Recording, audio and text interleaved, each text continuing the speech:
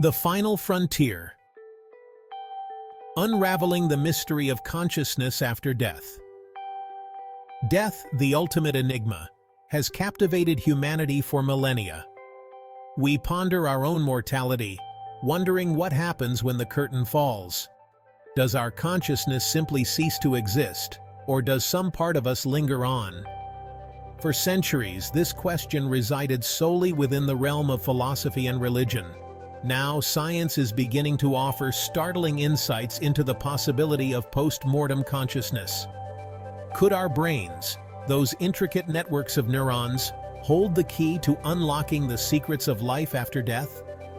The idea of the brain remaining active after the heart stops is both intriguing and unsettling. It challenges our traditional understanding of death as an absolute end.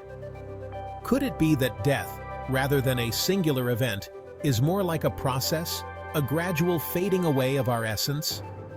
Recent scientific research suggests that this might be the case. As we delve deeper into the mysteries of the human brain, we uncover a reality stranger than fiction. The possibility of post-mortem consciousness raises profound ethical and philosophical questions. If our brains can indeed function, even for a short time, after we are declared clinically dead, what does this mean for our definitions of life and death? Are we obligated to reconsider organ donation practices or end-of-life care? The journey into the afterlife has just begun, and it promises to be a fascinating, albeit unsettling ride. Echoes of life: scientific evidence of post-mortem brain activity. Emerging scientific evidence suggests continued brain activity after death. Researchers have observed brain activity after death, challenging our assumptions about the finality of death. Studies on cardiac arrest patients provide clues about the brain's resilience. One study documented brain activity, including delta waves, after the heart stopped. Delta waves suggest the brain may not immediately shut down upon death. Another study on rats found a surge of brain activity after cardiac arrest. These findings open questions about consciousness and awareness after death. The implications challenge our beliefs about life, death, and existence. The clock ticks. On.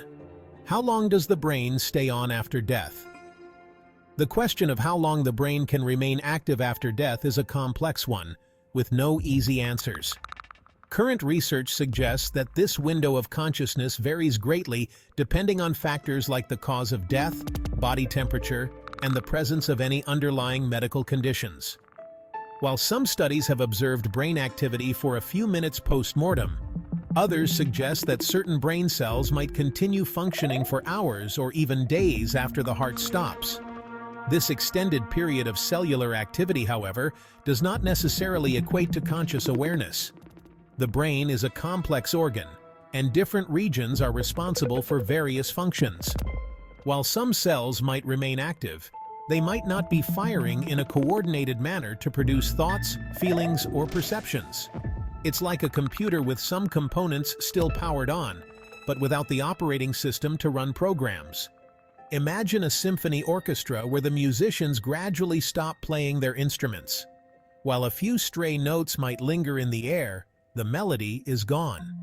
Similarly, the brain, once a harmonious symphony of neural activity, falls silent after death, even if some residual activity persists. The exact duration of this echo of life remains a subject of ongoing scientific inquiry, and further research is needed to determine the extent and significance of post-mortem brain activity. Seeing the light. Exploring sensory perception in the afterlife. One of the most intriguing aspects of post-mortem consciousness is the question of whether our senses remain active after death. Can we still see, hear, or feel, even though our physical bodies are no longer functioning?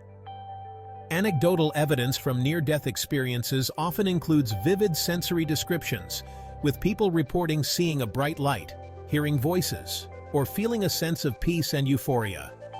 While near-death experiences provide compelling personal accounts, it's important to approach them with scientific skepticism.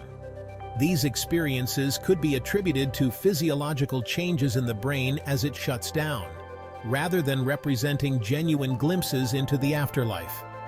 For example, the tunnel of light often described in near-death experiences could be explained by the brain's visual cortex firing randomly as it's deprived of oxygen. Despite the lack of definitive scientific proof, the possibility of sensory perception in the afterlife remains a fascinating area of exploration.